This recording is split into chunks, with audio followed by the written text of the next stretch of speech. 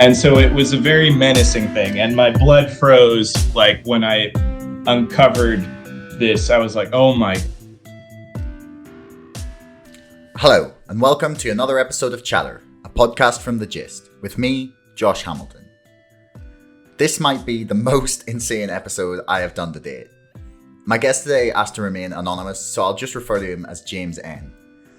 During some research I've been doing about psychological and information warfare, I came across the term cyber torture.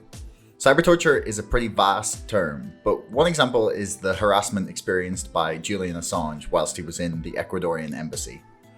There is ongoing research and investigation being conducted on this topic, including work done by Nils Melzer in coordination with the UN. And there are thousands and thousands of reported cases of individuals experiencing organised harassment and targeting. Whether you choose to believe James or not in his own story, there are thousands of studied and documented cases of cyber torture and organised harassment. And if you don't believe that, you can check out the list of sources and studies that I've added in the description below. If you haven't already and you enjoyed this episode, please subscribe to this podcast and to our mailing list.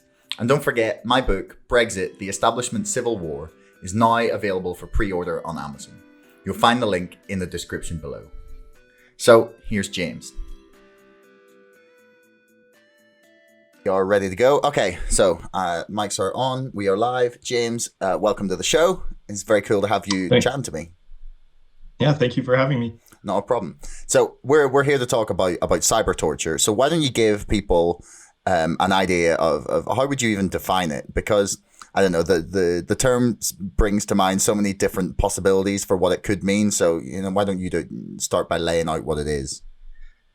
So cyber torture is a term that Nils Melzer, who is the special rapporteur for torture at the UN, has coined, and he has been using it. And it's a type of umbrella term that refers to just a whole bunch of different types of harassments.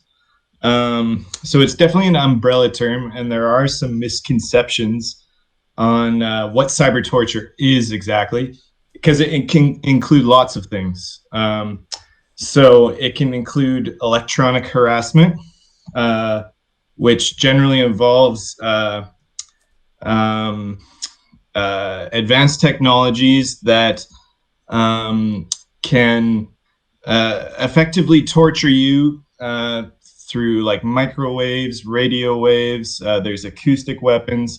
So kind of advanced weaponry that isn't very well known today. So that's part of electronic harassment. There's also elements like illegal surveillance, which can be done in numerous amount of ways in today's world. There's psychological aspects to it. There's things like coordinated stalking. There's a whole multitude of things. So it's used as an umbrella term. And I consider myself a victim of organized harassment, which is maybe an older term before Nils Melzer came up with this term. And I consider organized harassment to have a mixture of a classical playbook that's been around for 70, 80 years of harassment techniques mixed with more modern ones, which include some under the cyber torture umbrella. So that's it in a nutshell. So when you say organized harassment, like what exactly do you mean? Okay, so you say that there's a playbook going back 70, 80 years. Do you want to lay out maybe perhaps what some of the tactics involved in that Sure. would have been? And maybe, we'll start with that. So first, I'll start with historical versions of it. So now organized harassment, again, it's sort of a general term. It could go back, who knows how far back. Some people say there might have been ancient Roman versions, which there probably was, but some historical rooted versions are the most famous one is Cointelpro, which is a program that was set up by the FBI, and it was systematic harassment of selected targets Most of the targets were fairly famous or at least influential, or they had a specific reason for going after. Some of the names who were in this program are out there, and you can read about it. I believe John Lennon was part of Cointelpro at a point. And Cointelpro, some of the tactics involved were smear campaigns against the people, spreading rumors about them, generally trying to make their life more difficult. They did lots of black bag jobs, which is when you break into someone's home, perhaps steal a few things that could be related to their identity, like you could get their social insurance number, you can steal things like that, and also kind of psychologically disturb them by letting you know that someone was there, perhaps by moving things around or slightly damaging something, just leaving them a sign that someone was there. So COINTELPRO, that was one version of organized harassment. Another version was in East Germany called Zersetzung. And this was an even more advanced version of something like COINTELPRO. And it included the black bag jobs. It included smear campaigns, but it also included coordinated stalking. That's multiple individuals, perhaps complete strangers that will follow you around, kind of let you know that you're being watched and followed on a street level, as well as others. So those are two very well-known and well-studied versions of complex organized harassment. And of course, there's other versions. There's what's a term called fair game, which is a version of organized harassment used to get revenge against people. That's related to Scientology. And there's another version referred to the white glove treatment. And there's other organizations with some power that are able to do these systematic harassment campaigns against people.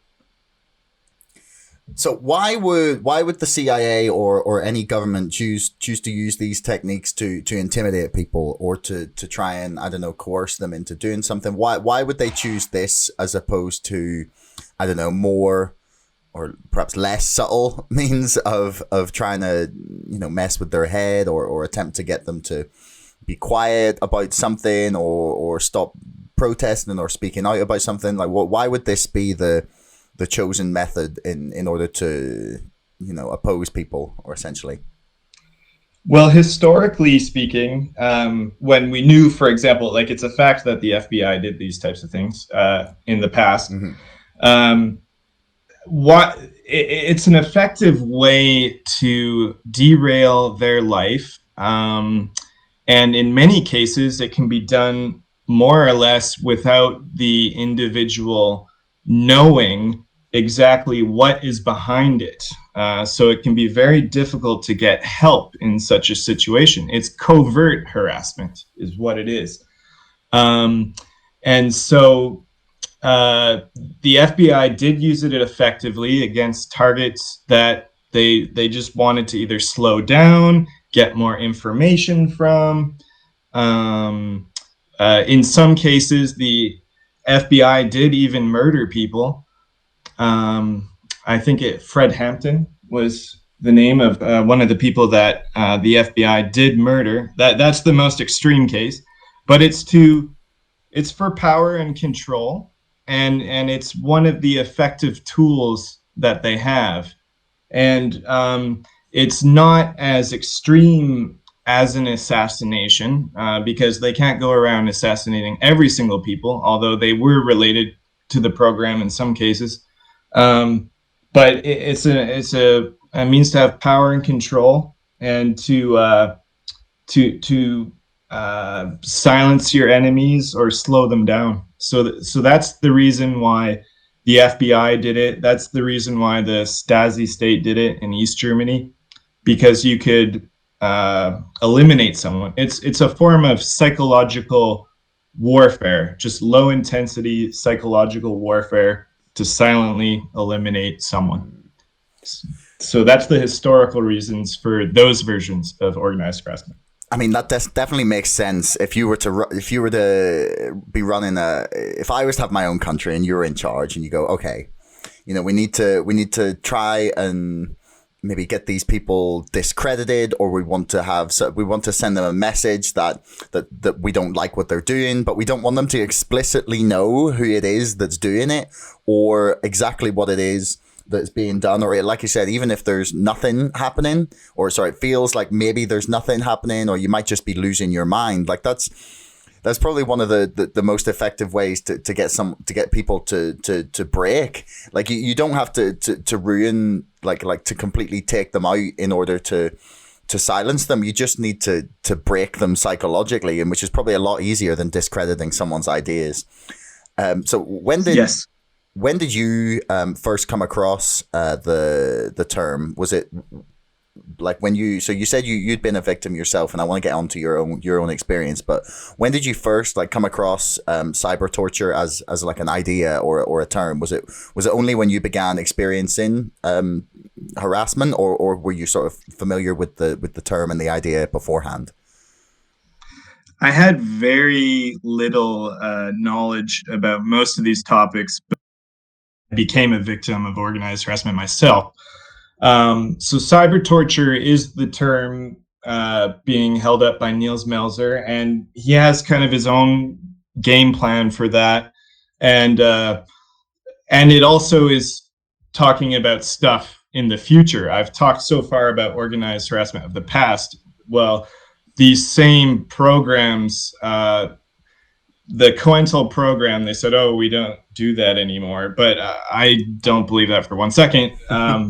And they are, whether it's the FBI or anyone else, more sophisticated versions of these programs are coming out. That more, it's getting more and more advanced to the point where it's not even so much discrediting someone, playing with their mind. As we'll talk to later, the next frontier of warfare in general and control is to get directly inside the brain, to effectively hack your brain. Now, we can talk a little bit about that later and the extent to which that is possible now and what may be possible in the future. But that's kind of the next frontier. So there's lots and lots of reasons why powerful entities would want to invest a lot of time and energy into perfecting these forms of harassment. And indeed, they're getting more and more covert in nature. And that's something that people will have to really pay attention to. So that's the cyber torture aspect. So I first found out about it. I realized I had some type of systematic harassment against me. I started researching things. I wasn't exactly sure. I knew some of the perpetrators personally against it, and I knew that from direct conversations from them, from direct threats they gave to me. Things like, we can ruin your life if we want to. It's going to be really hard for you to restart your life after this, and there's a lot of money involved in it. These were direct, more or less, quotes from perpetrators who I uncovered. So as soon as I heard those things, I said, oh my God, there's something going on. And as more things happened, I realized this is a type of organized harassment. And so that led me to trying to figure out what it was, what the nature of it was. And so that I had so-called black bag jobs done against me on multiple occasions. And at this point, I still didn't know a whole bunch about organized harassment, but you kind of knew what it was, kind of a psychological game. And I reported it to lawyers, my parents, to health officials, and I started reporting these symptoms of organized harassment before I even knew what it was. So that's kind of how I got the ball rolling, and so I've obviously uncovered a lot since then. Okay, so do you want to talk a little bit about your experience then? So you talked a little bit about it there, and also do you want to tell me what a black bag job is? Yes, sorry. That's when that was one of the Cointelpro techniques that is still done today. And a black bag job is simply going into your house or the place that you live. They might steal a few petty things, like not super valuable things, not something the police would necessarily want to get involved in. They wouldn't steal a diamond ring or something like that, but they'll steal some minor things. They'll maybe shift a few things around in your house, let you know they were there. In the olden days, they might look for like your birth certificate, your SIN, but I think that's more old-fashioned style. They can get those things other ways now. And in my case, they even like it was a psychological warfare technique. They sent me messages through these black bag jobs. They would take a bag and fill it full of items that I knew wasn't there, and I came across this bag, and I can't describe exactly. It was the context was related just to me and my situation, but they left things in my apartment that I knew why they left those particular objects. It was to send me a message. They weren't there beforehand. There was no possible way. And so that's a black bag job. It's a legal entry into your place to gaslight you, to scare you, to intimidate you, perhaps gather information. And I knew these were happening. It happened to me maybe 4 times. I came back and there was an obvious black bag job. They would even drop cigarette butts around my house, and I said, I know that wasn't there for sure. Like someone was here, and they let you do it, but in a way that there's deniability. So if you go to the police and I say, oh, someone was in my house and there's cigarette butts on the floor and they left this strange bag full of items that kind of had this meaning, that wouldn't make a whole lot of sense to the police officer. And so it's kind of like a psychological warfare technique, and it was done in Cointelpro, it was done in Zerzetzung, and it's done in modern organized harassment reported by thousands of other victims.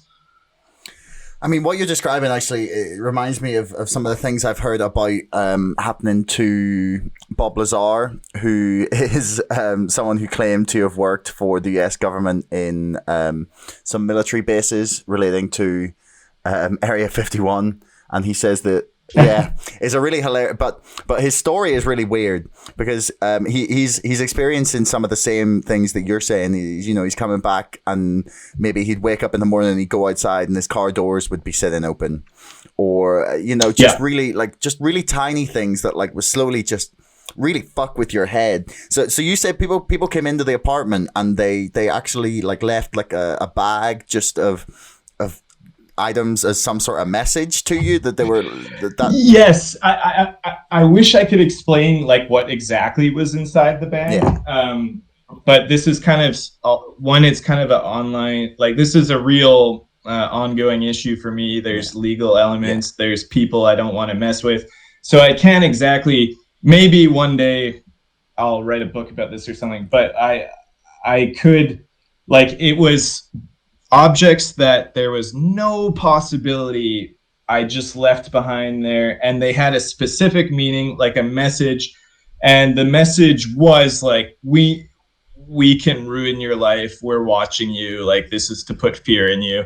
And so it was a very menacing thing. And my blood froze, like, when I uncovered this. I was like, oh my God. And that was when I was starting to really realize I was in, like I told you, I received some of those threats earlier, and I took them very seriously. But I said, this might be a bit of a bluff.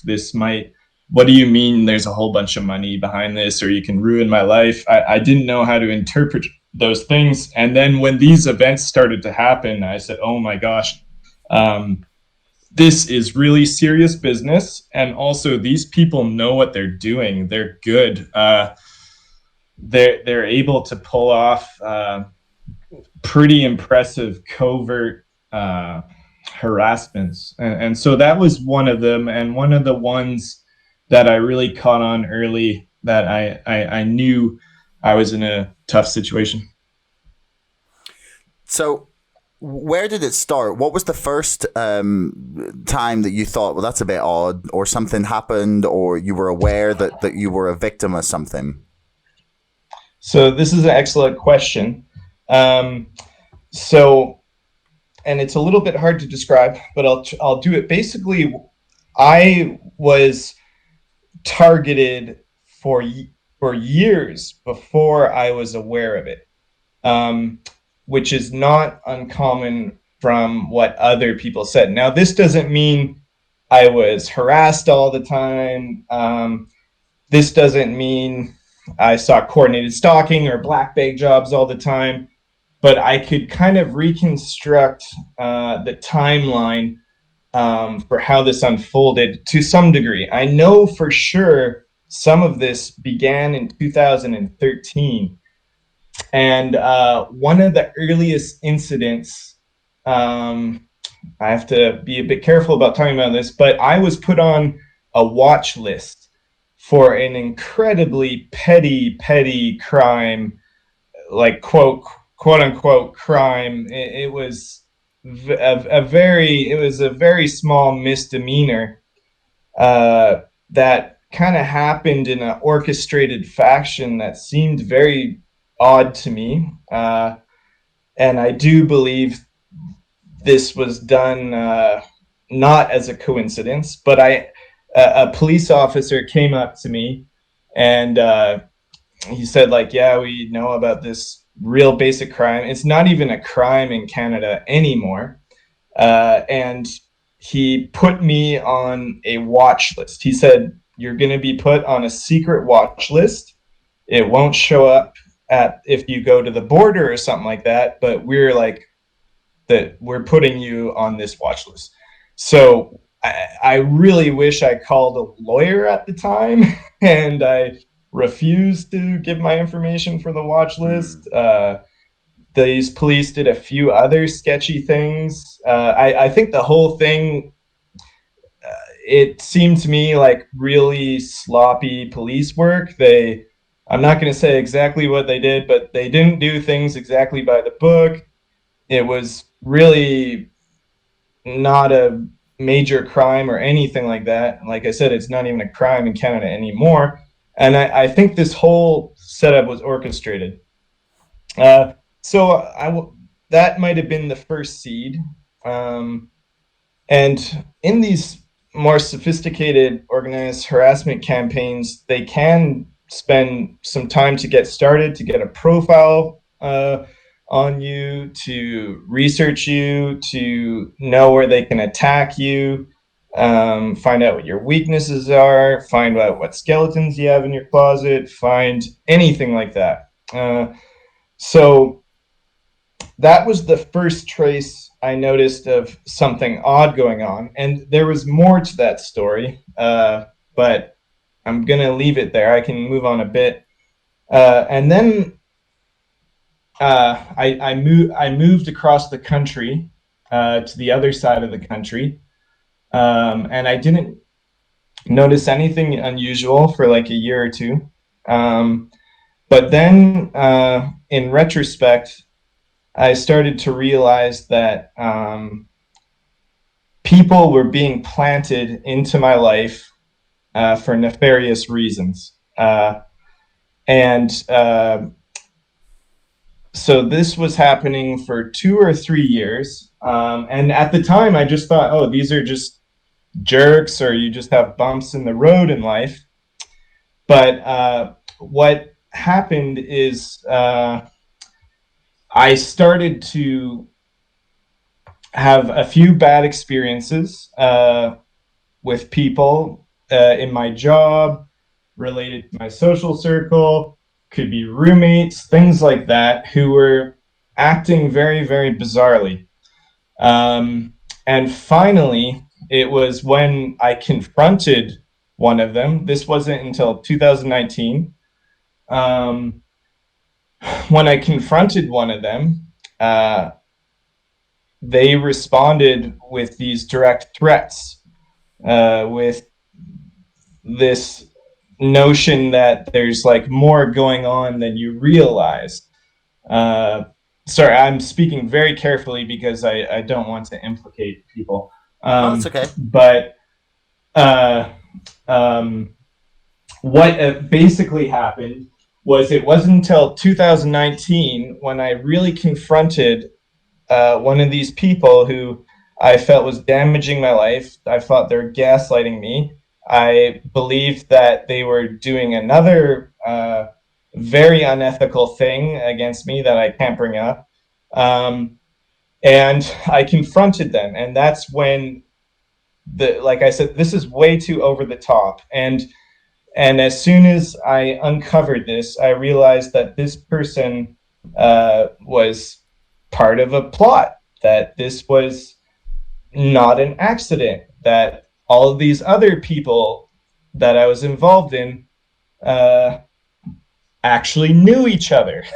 And they didn't tell me that they knew each other. And then I realized that there was a bit of a web, a bit of a system of people gaslighting me, trying to derail my life.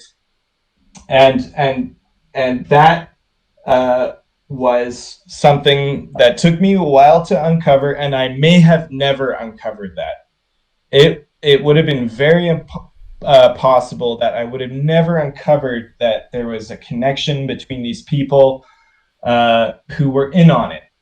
And that, again, is another technique going back to previous forms of organized harassment. It was especially notable in the Stasi state, where 1 in 30 civilians was a spy and a provocateur for the system. Now, I don't think anything to that. I don't think 1 in 30 U.S. citizens are involved in organized harassment. Like in East Germany, I don't think that at all. But they will I don't know, man. tailor. Check your Twitter feed. Yeah, actually, maybe not. But they will certainly curate and tailor a system. They'll set it up against you. And in my case, I know with 100% certainty there was about 5 or 6 people in on it. They basically admitted it as much. And I suspect another maybe 3 or 4 were in on it as well. Different levels. But all these experiences that I'm describing are common to other victims today. And those were the most damaging, is if you can get someone to gaslight you at work, if you can get someone close to them, get you to gaslight them all the time, the effects can be devastating, just devastating. And so that was how I first started to catch on to that, was the confronting this one guy. And then what escalated was I went to the police. I went to the police about these threats that I received. And the police said, gather as much evidence. Like, we think you could have some evidence in this case to defend yourself. And I did gather some evidence. And they said, we believe your story, but there's only so much we can do. And after going to the police, that is when the the major harassment started. As soon as I went to the police, right after that, that's when like the full playbook came out. That's when the coordinated stalking started. That's when the black bag job started. That's when I met a few other people planted. Even someone I went to for help was planted on me. And I said, oh my goodness, I had no idea that I uncovered something this deep. Uh, and so it was kind of a bit of a going down a rabbit hole to reconstruct the full events of what happened before I knew and after. Okay. The biggest question I have is kind of why you. You know Yes. Yeah. So this is the number one question for contemporary victims of organized harassment. We talked a little bit about the historical versions. Now we're going to talk about the contemporary versions. This is what thousands of people worldwide complain of these issues. And the number one question is, why would it happen? Like the Cointelpro is explained, we know why they went after John Lennon because he was famous and influential. Why are they going after you? So there's multiple answers to this question. Okay. And it's a bit frightening. And some of these are theoretical. So in my case, I have two main theories about why they went after me, why I was flagged. But before I talk about mine, I'm gonna talk about other people's. Okay. So modern organized harassment, it's believed that it's happening for multiple reasons. It can be used to get revenge against someone for petty reasons. It can be used for nefarious, illegal reasons, including perverted reasons, sexual assault, things along those lines. And another theory is that it's mostly done for illegal experimentation and the expanding of these systems of control. So instead of doing these systems of control against one person, like a famous person, it seems that they want to be able to control people's lives on a wider scale. So to unpack this all a bit more, I'll give you an example of each of these cases. There's a journalist in New Zealand. Her name is Susie Dawson. Okay. And she covered WikiLeaks. She was all into the Julian Assange mistreatment. And she became a victim of organized harassment. She had to escape the country she was in. She moved and she had a vicious campaign against her. In that case, it was pretty clearly because she was a journalist. They wanted to silence her. They didn't want to talk her. They didn't want any talk about the WikiLeaks. So that was one like political motive. Sometimes they can be done for just like a petty reason. I'll give you two of those examples. There was many cases where someone breaks up with their husband or they reject a lover and then they find themselves in an organized harassment campaign. That includes, there was a well-covered version of this that happened in Canada, in Calgary, where a woman broke up with her husband and he started a systematic organized harassment campaign that he funded himself against her. But this included paying off the police. It included paying off private investigators.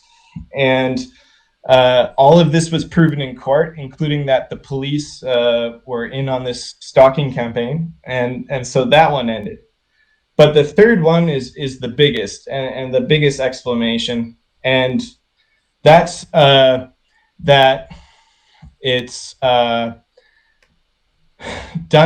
as a system for one that the military industrial complex could get plenty of opportunity to practice their techniques, get use out of their technologies, get work for people who do these kinds of nefarious activities. And there's quite a scientific reason behind that, and that is that it's almost a combination of Cointelpro and MK Ultra done almost at the same time. So while they have a person under systemic organized harassment, it's an opportunity at which they can use all the advanced technologies and get a real world example for which they can do that from. So that's the most complicated one. That one is something that I would try to leave to an expert to explain that one. Okay. So if someone wants to learn about the usage of people as guinea pigs through organized harassment, they should look up Dr. John Hall or Dr. Robert Duncan. And Dr. John Hall is a professional who's spoken with over 5,000 targeted individuals, is what they identify as. And he explains it as they're using advanced neurotechnology and using these people as guinea pigs, and they can discredit them. No one will believe them. And instead of taking the MK Ultra type experiment that used to be done in mental hospitals, now they can just do it in your home, and they can watch you 24/7. They can use it as a guinea pig testing lab, and the types of technologies that we're talking about here are the frontier of neuro warfare. And the CIA, I forget the name of the man at the CIA, but he said before we engage in neuro warfare with our enemies, we're going to test it on our own population. He actually said that publicly. I think he was fired for it. But that is another branch of why organized harassment can occur. And then the final branch is for kind of sexual perverted reasons, and that is called psychoporn. And that is something that the UN did bring up earlier. They said that some of these victims of organized harassment are broadcast on the dark web, and as a kind of psychoporn, and people will pay very high prices to watch someone get systematically harassed. They could sneak cameras into their home, watch them in sexual moments, and they would get pleasure from that, and also just seeing them effectively be tortured and lose their mind kind of on a live stream. And there is some evidence for that, and apparently these dark web channels are another way to monetize it. So there's a whole bunch of reasons to explain why regular people could go under organized harassment. In my own case, I haven't fully constructed why I was chosen, but they kind of let me know a few cases of they for a while, and with some of my perpetrators, we spoke in depth about kind of projects I wanted to do, which were about indigenous activism. So I'm very interested in Canada and its Native American history, And I had big plans to come out with like a YouTube channel on this subject, the ancient history of Canada and the subsequent genocide of Native American people. That was a topic I was very interested in, and they let me know they don't want me to continue doing that. So that's a kind of political motive. But I'm not sure. And uh, some of these things, I can report that they're happening, but I don't confess that I know like the entire theory behind this whole system. But something that's being talked about quite extensively at the UN is that ultimately, this might be my case, I don't know, is that some of this is because they need victims to which they can study in depth, brain map them, and use that for artificial intelligence technology. So one theory behind the rise in all of this organized harassment is that it's part of a kind of Manhattan Project for neural warfare, which is the future of what warfare is going to be. These advanced technologies, including brain computer interface, remote neural monitoring, and other types of really out there stuff that is kind of on the frontier of science. So that's kind of like the broad idea. It seems to be a multifaceted system that you can do different things for different reasons, and even get two things done at once. Maybe you dislike someone for a petty reason, harass them, and then you can subsidize it by broadcasting it on the dark web or doing illegal experimentation, including very high tech stuff. So that's kind of the picture that we see of the rise of these types of assault. Wow. Okay, that is. There's. Yeah. I know. I just dropped so much. I dropped so much. No, it's all right, man. I like it. You just there's a lot of knowledge bombs raining down there. I'm not even sure where to begin. Like maybe we can talk a little bit about the way what you said there, that there's theories that this may be a form of Manhattan Project for neural warfare. Yes. And yes. So you said that this is being discussed at the UN, that the UN, like in the UN, that they're discussing openly that governments are doing this to people, or intelligence agencies are doing it to people, and they're kind of recognizing that it's a thing and basically accepting that happens. Like is that what you're telling me? Well, about the UN,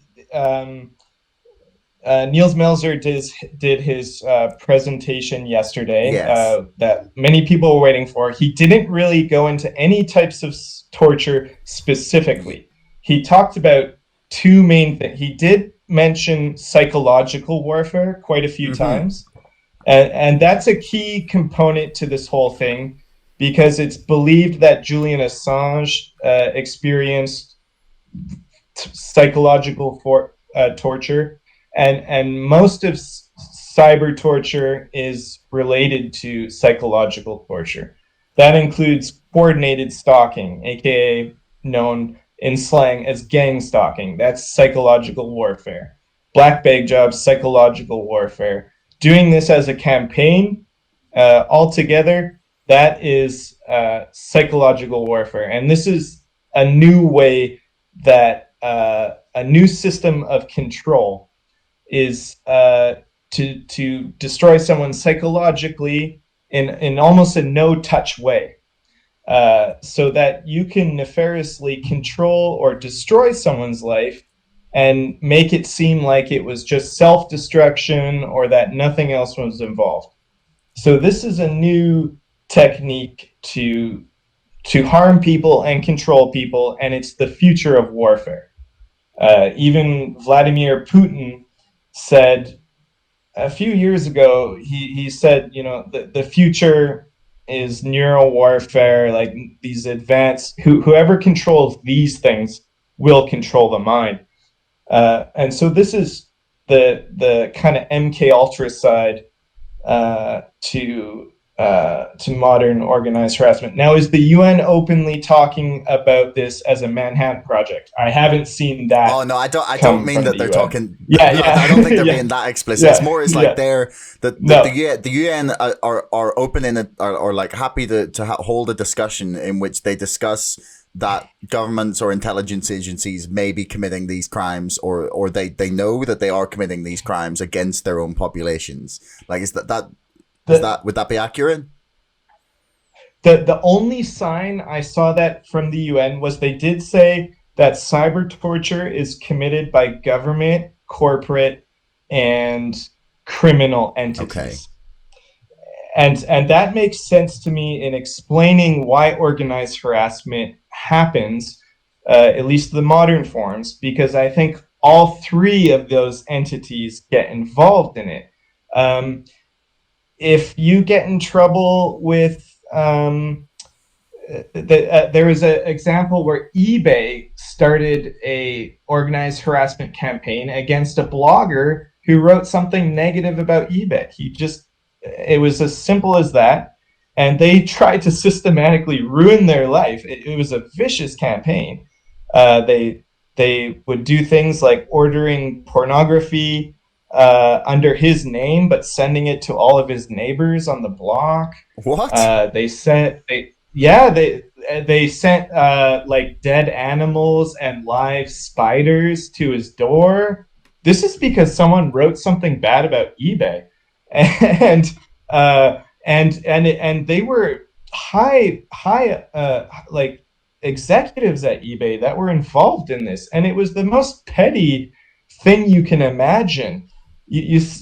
I would say, eBay, why don't you just maybe take the criticism that this blogger wrote about you and try and fix your company, or respond to the blogger in a humane way? But no, they just tried to systematically destroy these people. This is all written up, but that's an example of private organized harassment that you can trace exactly who funded it, and it was all figured out, and it went to jail, or it went to court, and it was properly prosecuted.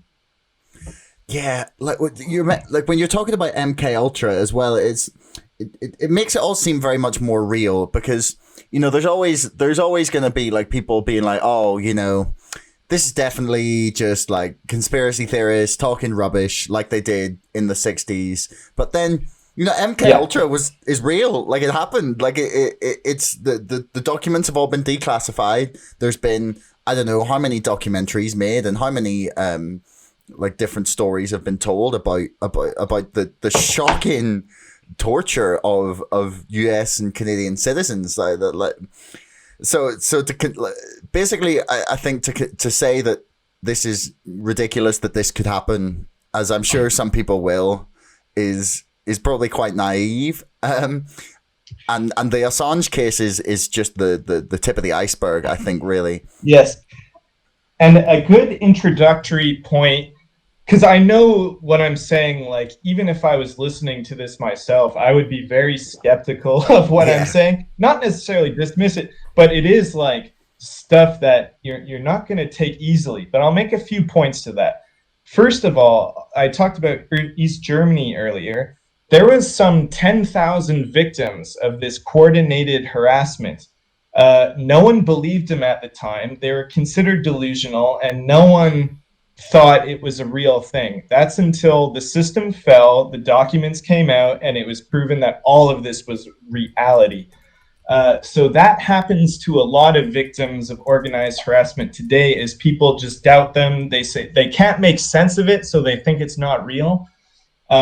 And that's another point that Nils Melzer did speak about in his presentation. He said that there's a notion of people not torture goes on because people psychologically just don't want to believe it's real. That people kind of delude themselves to thinking that these types of things aren't going on, just even from a psychological point, because we tend to think we don't tend to always think the worst. But all of these things are historically rooted. And furthermore, in Canada, they had some of the worst MK Ultra tests. These were people who went to a respectable mental clinic at McGill University. They had minor depression, minor mental health issues. Dr. Ewan Cameron took these people in and tortured them for experimentation. He exposed them to psychic driving, which was forcing someone to listen to the same sentence over and over again for like 3 weeks. And the result was people forgot how to speak. They forgot how to feed themselves. They became vegetables. This is all proven. And furthermore, it's even though there's tons of evidence about it, there's documentaries about it, some of these victims are still under gag orders and feel that it's still being tried. They're trying to keep it under the carpet still. And there's a great podcast series called Brainwashed that was just done recently, going over all of these experiments in Canada I just described. And the journalist behind it, she says, yes, MK Ultra, this was the conspiracy theory that was real. And also, she says, and these types of experimentation are still going on. She openly says that on the documentary or on the podcast. Yeah, and she said they're still going on. She doesn't say how, but one of the big theories is that people who are undergoing organized harassment of some type are actually in kind of like an invisible laboratory for testing, and you might not even be aware of what the testing is. But in some cases, there's other cases where people have described all kinds of strange effects. So to try and link things, I'll go on to the Julian Assange case, which Nils Melzer was quick on. And so we believe that that's a case of psychological torture, systematic psychological torture. It's fascist in nature. Whether or not you think he's a criminal, you're supposed to treat criminals with dignity. We don't make them experience cruel and unusual punishment. But it's believed that that's happening. And a key, now this is going to sound out there to some people, but I'll explain it and people can make up their own minds. Julian Assange started to experience voices in his head and music in his head. He started to self-report that. Many people are concerned that that is actually an advanced technology being used against Assange, which is called voice to skull. And voice to skull is a microwave technology where you can wirelessly put voices, music, sounds into a person's head. Now, this sounds crazy. It sounds like science fiction. Yeah. But if you look it up, in 1961, there was a test where they managed to put sounds wirelessly into a deaf man's head, where a deaf man, along with people who could hear ordinarily, they could do this basic technology as far back as 1961. Today, there are thousands of people. And now it looks just like schizophrenia. That's a classic case of schizophrenia. But people say also you don't get schizophrenia instantly when you're 55 years old or whatever Julian Assange is. And it is, I believe Nils Melzer knows about this technology. He for sure will not say it openly, especially in the Assange case. I can't say I know for sure this is, in fact, voice to skull technology, but it would be very much in the playbook. And I have spoken to victims personally of voice to skull. At first, I was super skeptical. I said, I don't really believe this. But I've spoken to victims my age, multiple ones, and I said, "Oh, our harassment is kind of similar, except you say you get voice to skull. I don't get any voice to skull, but I heard these people tell their stories, and I believe them. And there is a science. It's not science fiction. It is doable, and people have demonstrated how it can be possible. Dr. Nick Begich explored that quite a bit. Same with Dr. Robert Duncan, who's a former DARPA, CIA, DoD scientist. He talked about that technology.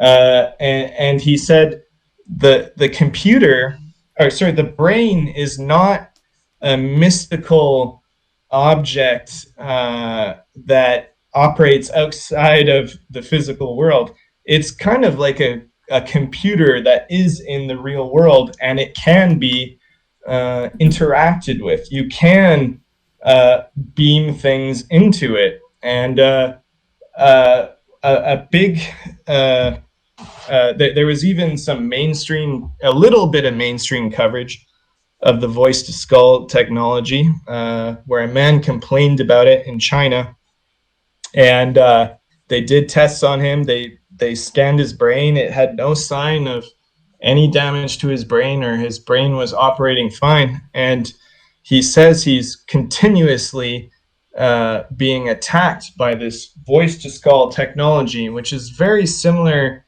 It's kind of like the ability to do psychic driving, except from a distance. Is this the same case as is this the American diplomat that was experiencing these, who claimed to have been a victim of some sort of like sonic attack in China? I read there was a piece on the BBC where they were doing coverage of it, and they were announcing that they were prescribing, if you hear these weird sounds or sort of noises in your head, like a ringing, or there was a couple of other ones, they were advising you to immediately vacate the area and get out of wherever you are.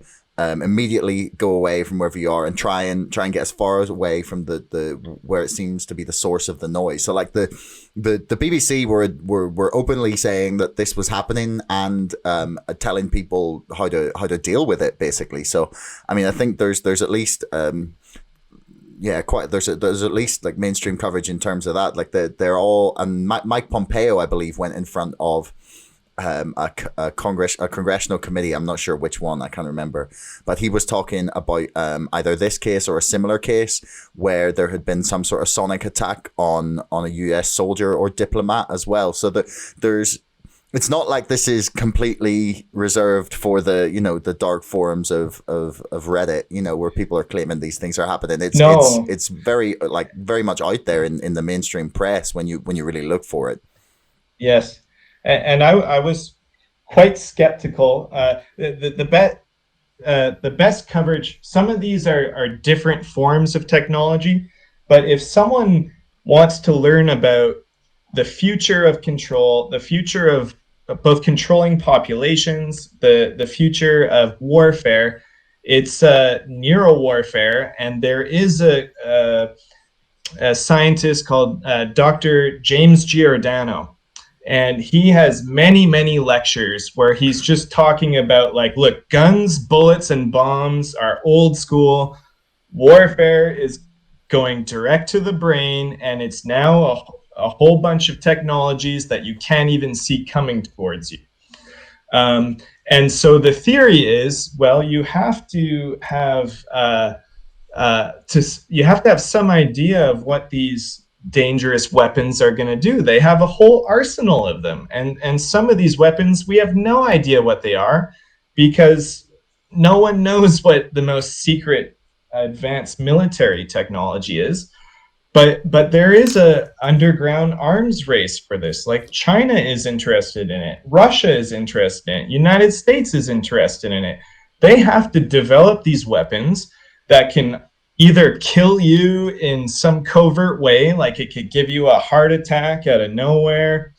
It could be hidden as some type of natural cause, but they can replicate it electronically. There was the I think the most well publicized case was the Havana. They call it the Havana Syndrome because of the directed energy weapons attacks in the embassy in Havana. That was the most famous one. But the idea is that some of these victims of organized harassment have become guinea pigs for whichever weaponry or system of control they want to try against them.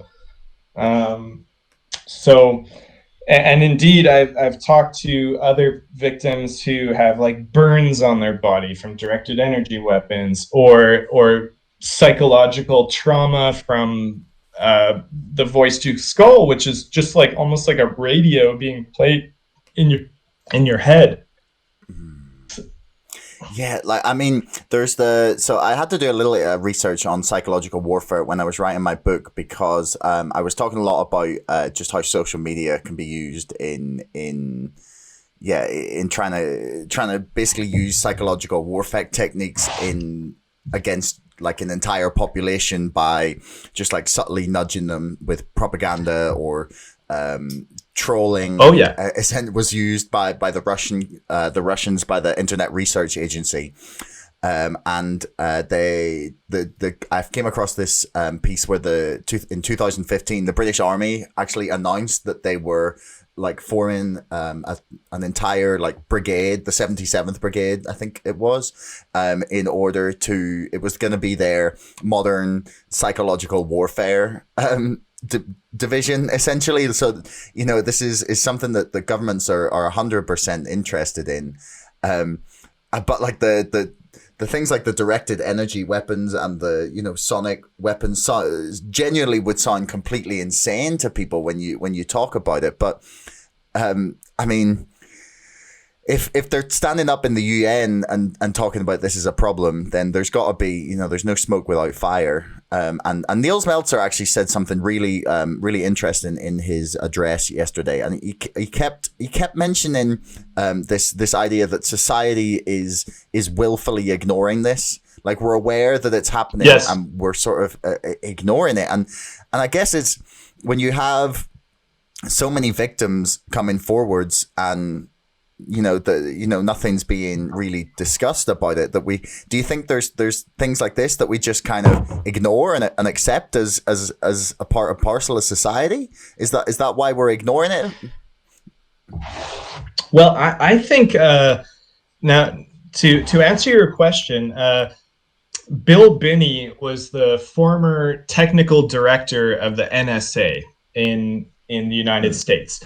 He designed the surveillance system called Thin Thread, which was supposed to monitor all activity. So this guy was like one of the most influential people in American American intelligence community. He has come out as a whistleblower, and he's saying the NSA wants complete population control. They want to control people 100%. That's how he says it. Now, Bill Binney is also an activist for victims of directed energy weapons attacks. He believes he himself is a victim, and he's done a survey of all these people. So the idea is, I think the public is already under systems of control. I mean, we all are. Like, propaganda is real. What you see on the mainstream media is going to be controlled, and you're not going to see too much Like CNN will be the last person to cover to cover some of these things. They hardly talk about the fact that Assange is supposed to be a citizen of the free world, even if they identify him as a criminal. He's being tortured, and that's hardly covered. So we are already under mind control. It's just there's soft mind control. That's media. Your internet is filtered to yourself. Like what you see on your Facebook is filtered kind of for your interests. It can keep you in your own little bubble in a way. And so I think the systems of control, they go back a long time, but now they're getting more immediate and more intense. And I think for total population control, you need a bunch of people who aren't too concerned about these things, and everything seems to be fine in my world. The other element is it's a known fact that psyops are committed against the public. The CIA is involved in campaigns of control, or they just manage things. They have their fingers in things, and and we don't know the full extent, but that is real thing. And I think there's efforts to confuse the public right now, because we live in extremely volatile times. Yeah, when you can say that. I don't blame anyone at all if they hear what I'm saying today and they say, you know what, this guy is just another conspiracy guy, like the QAnon guy, or the like, this is really easy to sweep under the carpet in that environment where everything is crazy. And it's just such an insane time. And it's weird because we're in a time when like conspiracy theory and reality are kind of meeting, but kind of bouncing off each other. Like, I understand if someone doesn't, like, I don't believe in, I'm not a QAnon follower, but there's a kernel of truth to it, in that there is like massive pedophile rings. Like, that's true. That's one of the biggest problems, is that they have like a small point, like actually not even a small point. The fact that like Jeffrey Epstein was connected with a whole bunch of powerful people is like, should be investigated. Like, that's not a crazy thing to say. And yet like they're just, you're just right. They get pictured as, okay, these are conspiracy theorists, and therefore it's all crazy. And whereas, quite often there's something to be learned somewhere, or someone has got a kernel of truth somewhere that something's not right. Especially when you get things that really, are so all encompassing as theories like that. But yeah, it's a weird time to live in, where we're kind of, you've got that collision. I saw something that actually on talk radio in the UK that was just, it was a shockingly, I can't even understand what their point was. It was like a 10-minute segment where they got like a psychologist on to discuss why all conspiracy theories are bullshit. And I was just like, what do you mean? Like that? That's the biggest conspiracy theory of all. He was like, these people are just crazy, and obviously nothing is ever going on. And I was like, you're literally just like proving their point here, like just by dismissing. Yeah. It's like, no, the official explanation is always the most rational one. It's just, and some of this is set up by design, I think, as well. It's often said that the term conspiracy theory was actually invented by the CIA. I don't know if that's true or not, but it makes a lot of sense, because they do plot conspiracies. They do evil things, and these agencies are corrupt. None of this is like, this is something the whole public can agree with.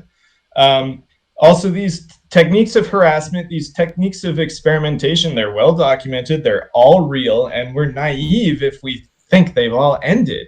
If anything, I think some of this experimentation, they can try and justify it. Like, yeah, that is kind of an evil thing to ruin this person's life by zapping them with these weapons just to see what happens.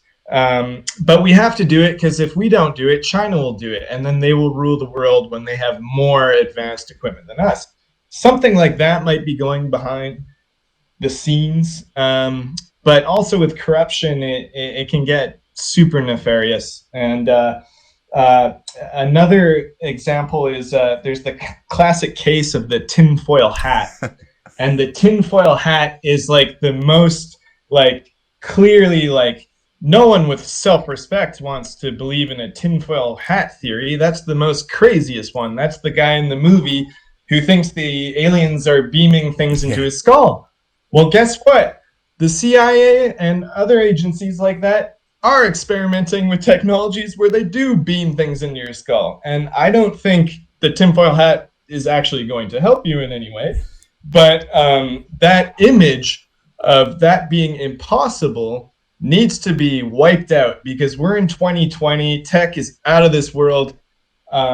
Your brain is a computer that can be hacked like anything else.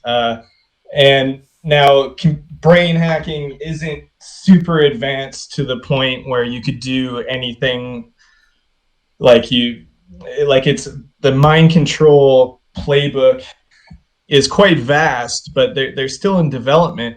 But that's the direction where things are going.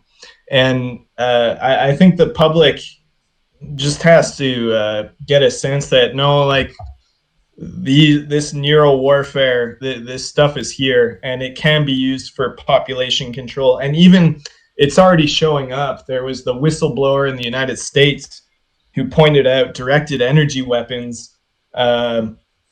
They considered using them against protesters in the United States. That was a story covered by mainstream media. Like that is, yes, that was a recent story. You could look it up. I think even like the New York Times or Washington Post covered it. And a whistleblower said the government considered using directed energy weapons against protesters. So this stuff is here. This is, if people, if anyone is skeptical of this podcast so far, maybe I don't have everything 100% right, but at least follow some of these trails. And this stuff is all here. It is here. And we have to be on guard for it. There was an interesting, again, I bring up these old experiments to show that this stuff has been like planned for a long time. Again, in the 60s, Dr. Jose Delgado did an experiment where they took a bull and they had to put like antennae into the brain of the bull. So there was an electric current straight to the brain.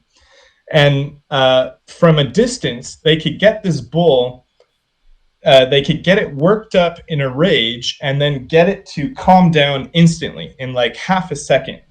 They could change its emotion in like half a second wirelessly with electronics. He was able to do that later again with monkeys, where they didn't even have to put antenna in the brain. They could change the mood of monkeys electronically using just, pretty intense equipment. But this is the 60s, 70s, 80s.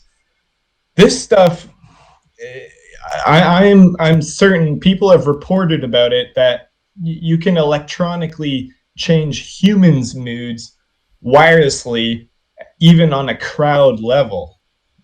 Like that is some insane technology. And if it isn't ready to go right now, it's just around the corner. And these are things that we're entering a new world where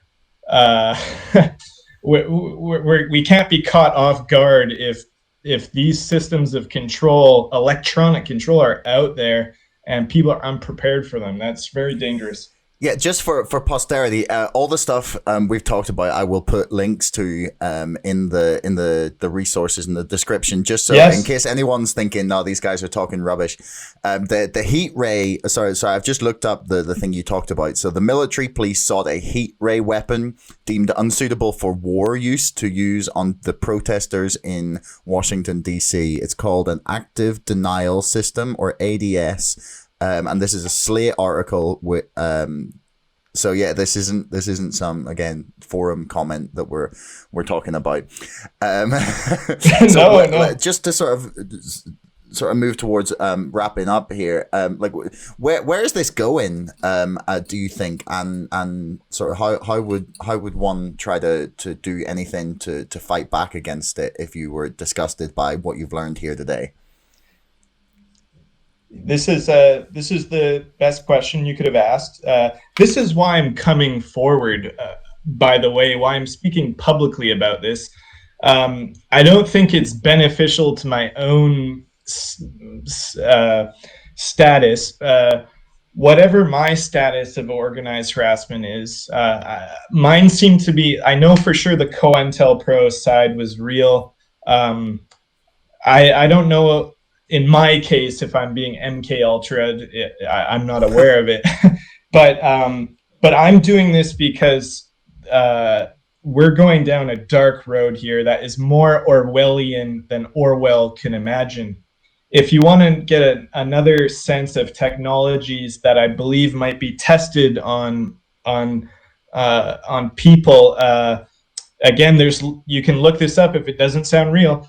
But another technology is now you can be able to electronically see through another person's eyes, believe that or not. The version they have is not wireless, that was published. You can look it up, or I'll send you the link afterwards if you can't find it. And they have the pictures of it and everything, but you can put a wire in someone's brain and then you can see through their eyes, type of thing. And it's also believed that this might be able to be done wirelessly as well. These are all gifts for a police state, which we are, like, it's already known we're in a surveillance state. The next step is to surveil your own body, even your mind, your brain. So we have to be on guard for these things. We need things like a firewall for the brain. To protect yourself from hacking. Now, I think unless you're one of these obscure experiments, that's probably not happening too much right now. But it's a very dangerous road to go down. So not being caught off guard about the powers of technology, and just informing yourself. And paying attention to all these developments, all happening at the same time. There's the crazy weapons. There's artificial intelligence is getting more crazy. All of these things we have to keep an eye on. Another thing is police and law enforcement have to be prepared for these types of organized harassments. I didn't get to speak very much about the coordinated stalking, aka gang stalking, even though I don't really like that word. That is a real thing, and there's lots of people trying to explain it away by mental illness. I've seen it with my own eyes, and there's also there's way too many victims with too much consistency for it to be explained by a delusion. It would be like the most consistent mass delusion I've ever heard of, like 20,000 or more people coming forward with all of these similar events. It can't be explained away that way. But if you're just the public, I think following these issues, I recommend looking up the James Giordano video to get a little 101 about where we're headed for neural weapons and things like that. And he's a DARPA guy. He's telling you what the future of warfare is going to be, and the public has to be aware of that. And And we have to fight back against systems of control, which I think is another key element of this whole thing. Is if you can silence someone by just making it look like that person is going crazy when really you're playing using psychological warfare tactics against them, we can't allow that to happen. We have to be able to identify that and protect people from it. And simple ways of that, we have to refuse this mass surveillance that was proven to be illegal. Edward Snowden's his leaks showed to the world that this stuff is illegal, but that doesn't mean it all comes crumbling down instantly. So we have to fight against the police state, which we are headed for, if not already in. I would say we're already well in that. So preparing against those things and speaking out about it. People protest about Black Lives Matter, which I think, that's like, it was nice to see that people went out and tried to take the democratic approach and spoke for what they wanted. But we can speak about other things as well. We don't want to live in a police state. We don't want to live like Canada considers itself a respectable country, yet there's still gag orders for people who were MK Ultra experiments. Yeah. I refuse that. I criticized the Trudeau government immensely for that. I think that we should take these people and say, this will never happen in our society again. But no, they're not doing anything like that. So you can go as far down the rabbit hole as you want to. I have a background in philosophy. I don't expect people to just instantly believe everything I say. But I didn't believe some of the things I said until going further down.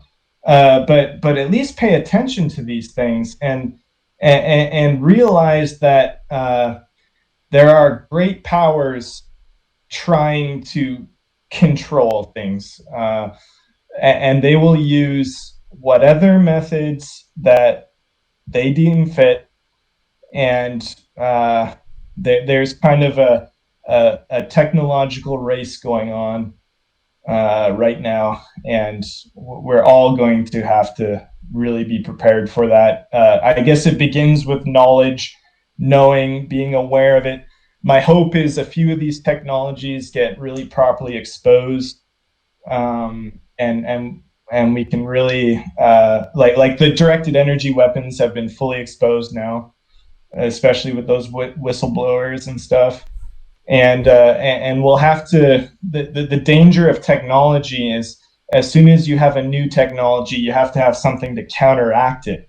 And the way that race is going right now, the destructive weapons are far ahead, and we don't yet have the counter to these technologies. Like the firewall for the human brain, that will be a thing eventually, I guarantee you. And other things. So we're entering a scary new world. And I guess just the ultimate cure, just as Nils Melzer said, is just not being lazy with these things, realizing how important they are. And if someone comes forward as a victim of torture, give it a lot of attention, and even if it doesn't make sense to you and you can't explain it in your mind, look further into it, because there could be something going on that is simply just beyond the regular realm of knowledge. So that's kind of how I see it, and it's going to be a crazy ride, because whether we like it or not, we're headed in that direction. It's just happening, and we're heading into a new world. Yeah, I guess it's difficult to put these kind of things back in the box. The one optimistic thing I would hope is that if the US and any Western nations are concerned that the Chinese and the Russians are building weapons like this, that they will be straight on research in trying to prevent or trying to protect people against it, because if our soldiers could be victims of it, then they need to find defenses. So I would be hopeful that they're also, as much as they're working on the destructive powers, that they will need to be working on the defensive aspect as well. Although maybe that is not as flashy and doesn't get leaked. It's very easy to show how powerful a weapon is and sort of see evidence of that, but it's very difficult to see evidence of things that may defend against it, because if a government has built something to defend against it, or if someone has, and then someone tries it and it doesn't work, then there is no evidence that it ever happened in the first place. So I would be maybe hopeful that governments know how to do it. But the better thing would be if they just didn't do it. That would be much nicer. And Yeah. like the UN has outlawed things before that there's rules of engagement on warfare, and there's we sort of all internationally weirdly, or we're fine with war, but we condemn biological warfare. There's things that we have decided as a human race that are beyond even our own quarrels as nations, that we should not subject populations to that. So perhaps at some point we will then come to a similar framework on these kind of weapons. But yeah, so I think that's a nice enough place to leave it. Is there anything you wanna plug just before we finish up here? Yeah, I would like to say to the general public, I'll say if someone comes forward to you as a victim, listen to them, and even if you don't understand it, there still may be something going on there that's more simple than the most easy explanation, such as, oh, it's just mental illness, something like that.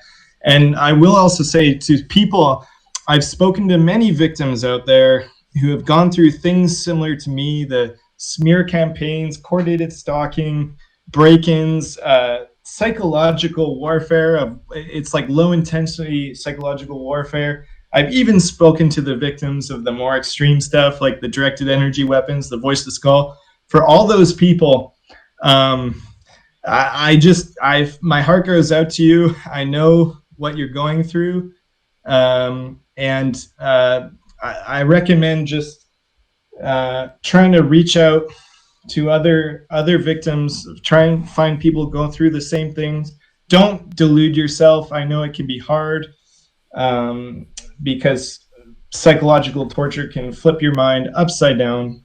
Try and regain your ground, and just know that it's worth trying to fight on, so that we can prove some of this nefarious activity is going on multiple levels. So that's my plug. Okay, well, James, this was a roller coaster. Oh yeah, it was a tough one to do because it's a crazy topic. I mean, someone has to say it. But yeah, thanks very much for doing it, man. It's been a pleasure. Oh, it was my pleasure. Thank you very much. Thanks so much for listening. If you haven't already and you enjoyed this episode, please subscribe to this podcast and to our mailing list. And don't forget, my book, Brexit, The Establishment Civil War, is now available for pre-order on Amazon. You'll find the link in the description below. Until next time, thanks for listening.